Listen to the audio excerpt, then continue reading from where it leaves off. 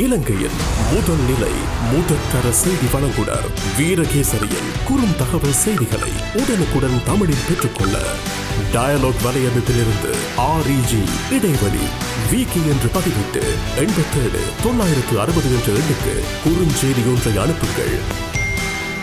வீரகேசரி செய்தியுடன் இணைந்திருங்கள்.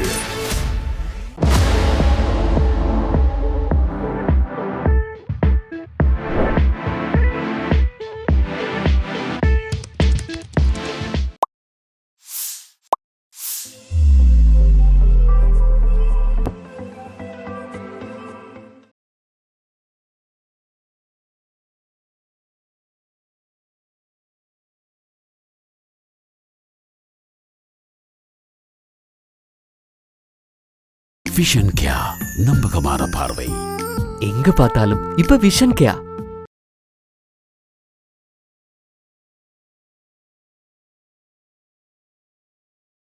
விஷன் கேயா, நம்பகமான பார்வை. இப்ப யாரும் வர்ற வரைக்கும் காத்திருக்க தேவையில்லை.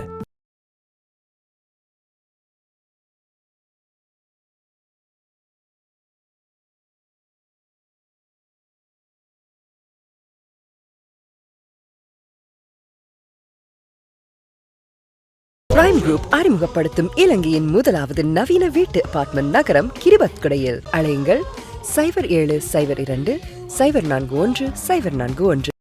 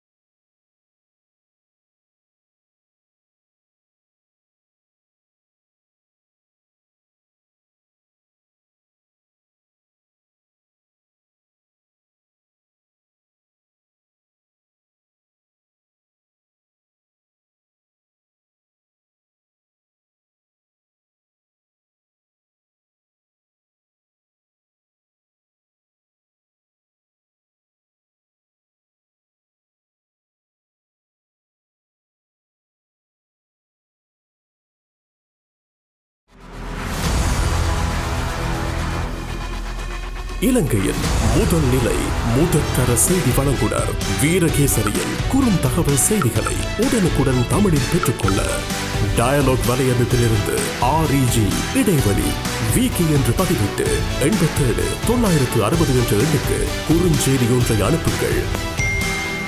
வீரகேசரி செய்தியுடன் இணைந்திருங்கள்.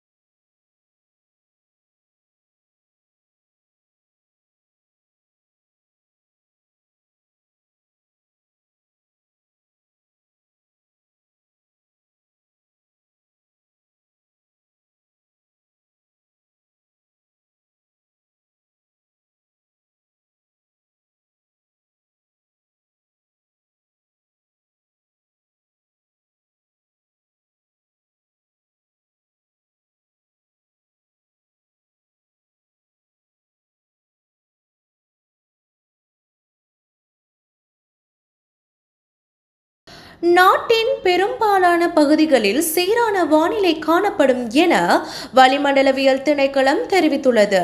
மேல் சப்ரகமுவ, மத்திய, தெற்கு, ஊவா மற்றும் வடமத்திய மாகாணங்களில் சில இடங்களில் காலை வேளையில் பனிமூட்டமான நிலை நிலவும் எனவும் வளிமண்டலவியல் திணைக்களம் வெளியிட்டுள்ள அறிக்கையில் குறிப்பிடப்பட்டுள்ளது.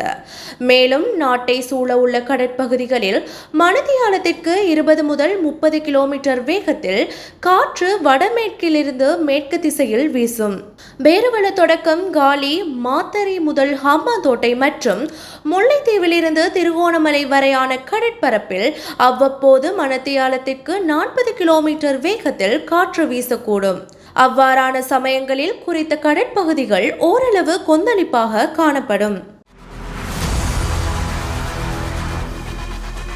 இலங்கையின் முதல் நிலை முதற்கர செய்தி வழங்குனர் வீரகேசரியின் குறுந்தகவல் செய்திகளை உடனுக்குடன் தமிழில் பெற்றுக்கொள்ள டயலாக் வலையமைப்பிலிருந்து REG இடைவெளி வீக்கி என்று பதிவிட்டு 87 960 என்ற எண்ணுக்கு குறுஞ்செய்தி ஒன்றை அனுப்புங்கள். வீரகேசரி செய்தியுடன் இணைந்திருங்கள்.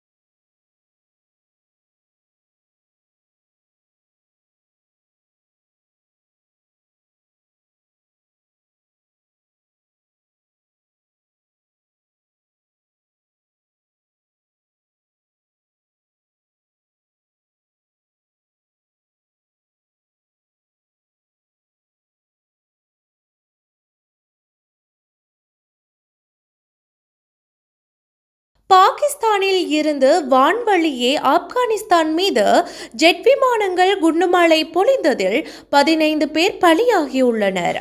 ஆப்கானிஸ்தானின் பக்திகா மாகாணத்தில் பர்மால் மாவட்டத்தில் நேற்று நள்ளிரவு பாகிஸ்தானில் இருந்து தொடர்ச்சியாக வான்வழி தாக்குதல் நடத்தப்பட்டுள்ளது.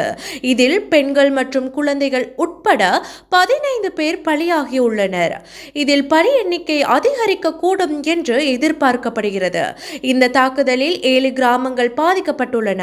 இதில் ஒரே குடும்பத்தின் 5 உறுப்பினர்கள் உயிரிழந்துள்ளனர். பாகிஸ்தானில் இருந்து ஜெட் விமானங்கள் குண்டுமழை பொழிந்துள்ளது என ஆப்கானிஸ்தானிய தகவல்கள் தெரிவிக்கின்றன. இந்த தாக்குதலுக்கு பதிலடி கொடுக்கப்படும் என தலிபான்களின் பாதுகாப்பு அமைச்சு தெரிவித்துள்ளது. நிலம் மற்றும் இறையாண்மையை பாதுகாப்பது என்பது தங்களுடைய சட்ட உரிமை என தலிபான்களின் பாதுகாப்பு அமைச்சு தெரிவித்துள்ளமை குறிப்பிடத்தக்கது. இலங்கையின் முதல் நிலை முதற்கர செய்தி வழங்குனர் வீரகேசரியின் குறுந்தகவல் செய்திகளை உடனுக்குடன் தமிழில் பெற்றுக்கொள்ள டயலாக் வலையமைப்பிலிருந்து REG இடைவெளி வீக்கி என்று பதிவிட்டு 87 960 என்ற எண்ணுக்கு குறுஞ்செய்தி ஒன்றை அனுப்புங்கள். வீரகேசரி செய்தியுடன் இணைந்திருங்கள்.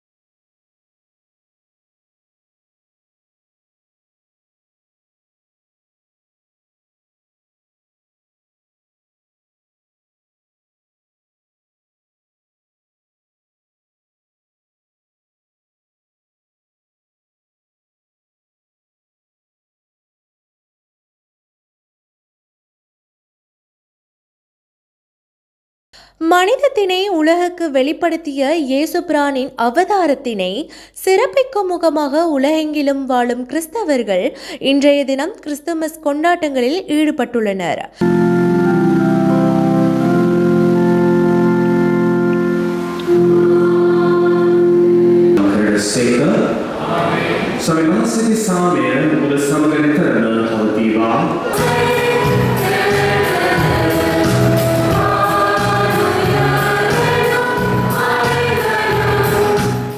இந்நிலையில் இலங்கையில் கடந்த காலங்களில் காணப்பட்ட நெருக்கடி நிலைமையை கடந்து மக்கள் சிறப்பாக கிறிஸ்துமஸ் பண்டிகையை கொண்டாடி வருகின்றனர். அதன்படி யாழ்ப்பாணம், கொழும்பு, மலையகம், மன்னார், மட்டக்களப்பு, வவுனியா உள்ளிட்ட பல்வேறு பகுதிகளிலும் நேற்று நள்ளிரவு மற்றும் இன்று காலை வேளையில் தேவாலயங்களில் விசேட வழிபாடுகளும் ஆராதனைகளும் நடைபெற்றன. தேவாலயங்களுக்கு அதிகளவிலான பக்தர்கள் வருகை தந்த நிலையில் விசேட பிரார்த்தனைகள் முன்னெடுக்கப்பட்டன. மேலும் கிறிஸ்துமஸ் ஆராதனையை முன்னிட்டு நாடளாவிய ரீதியில் உள்ள தேவாலயங்களில் இராணுவத்தினரும் போலீசாரும் பலத்த பாதுகாப்பினை வழங்கியிருந்தனர்.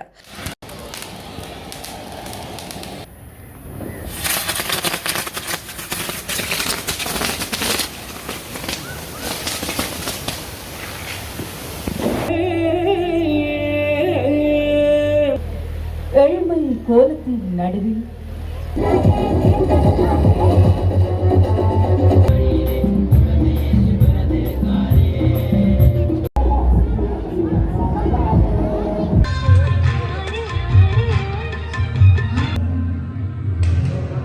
பொருளாதாரமும் அறிவிக்கிறமும் உடனடியாக அமைக்கும்.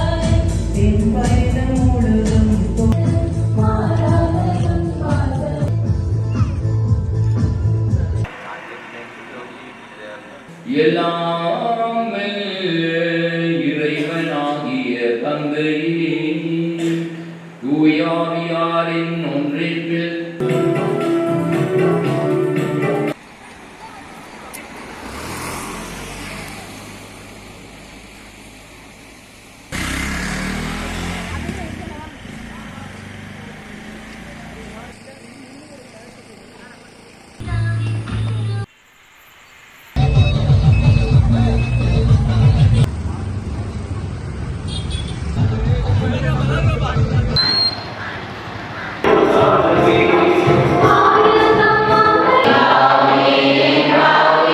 மனிதனமாக இன்றைக்கு 2025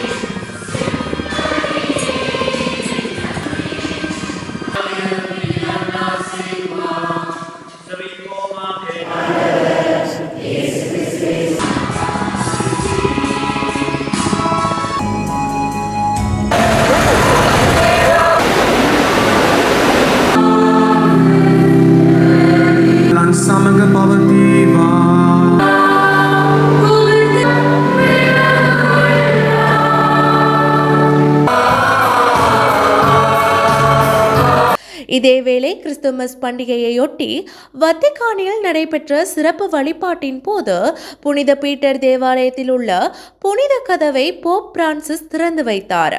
இதன்போது கருத்து தெரிவித்த அவர், உலகை மேலும் சிறந்த இடமாக்குவதற்கு துணிச்சல் தேவை என்றும் அனைவராலும் உலகில் மாற்றத்தை கொண்டு வர முடியும் என்ற நம்பிக்கையை கிறிஸ்துமஸ் தின கதை எடுத்துக்காட்டுவதாகவும் அவர் தெரிவித்தார்.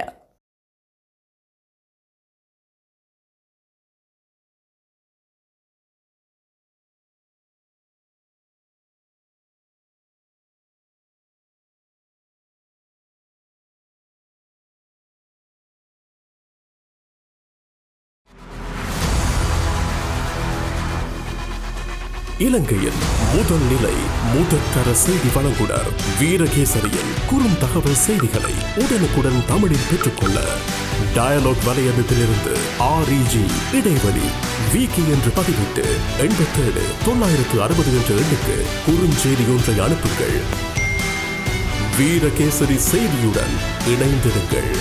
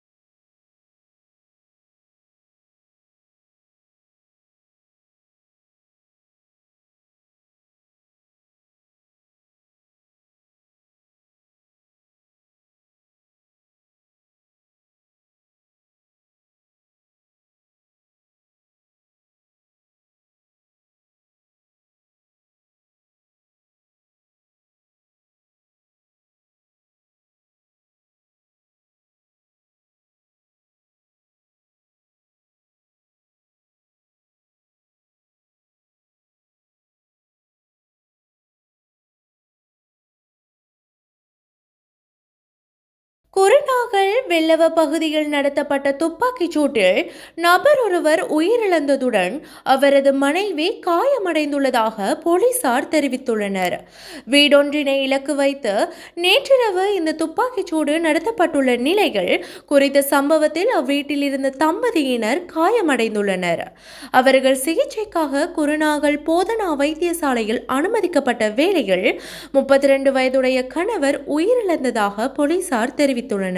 சம்பவத்தில் காயமடைந்த மனைவி தொடர்ந்தும் வைத்தியசாலையில் சிகிச்சை பெற்று வருவதாக தெரிவிக்கப்படுகின்றது. மேலும் துப்பாக்கிச் சூடு நடத்தப்பட்டமைக்கான காரணம் கண்டறியப்படாத நிலையில் வெள்ளவ போலீசார் மேலதிக விசாரணைகளை முன்னெடுத்து வருகின்றனர். இலங்கையின் முதல் நிலை முதற்கர செய்தி வழங்குனர் வீரகேசரியின் குறுந்தகவல் செய்திகளை உடனுக்குடன் தமிழில் பெற்றுக்கொள்ள டயலாக் வலையமைப்பிலிருந்து REG இடைவெளி வீக்கி என்று பதிவிட்டு 87 960 என்ற எண்ணுக்கு குறுஞ்செய்தி ஒன்றை அனுப்புங்கள். வீரகேசரி செய்தியுடன் இணைந்திருங்கள்.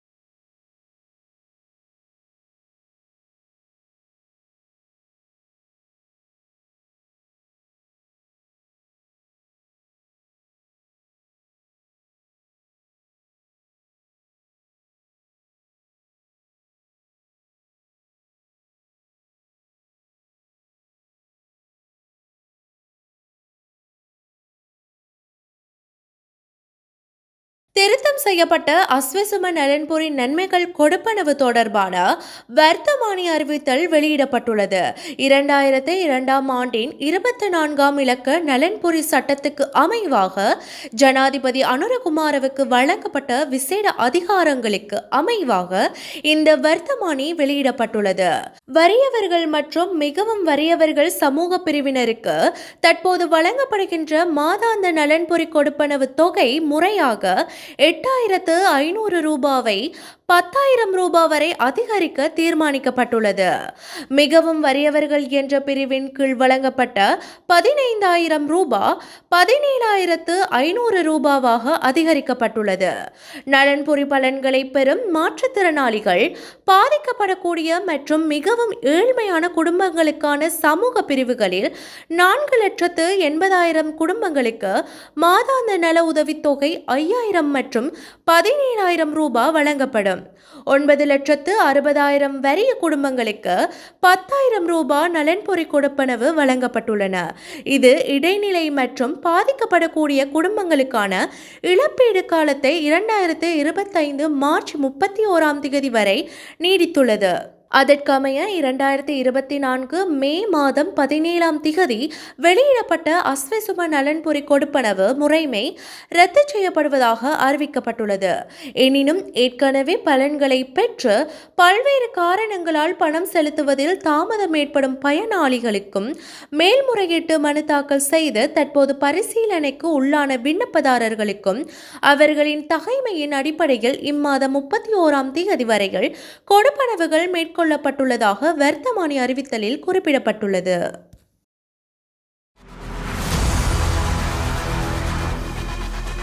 இலங்கையின் முதல் நிலை முதற்கர செய்தி வழங்குனர் வீரகேசரியின் குறுந்தகவல் செய்திகளை உடனுக்குடன் தமிழில் பெற்றுக்கொள்ள டயலாக் வலையமைப்பிலிருந்து REG இடைவெளி வீக்கி என்று பதிவிட்டு 87 960 என்ற எண்ணுக்கு குறுஞ்செய்தி ஒன்றை அனுப்புங்கள். வீரகேசரி செய்தியுடன் இணைந்திருங்கள்.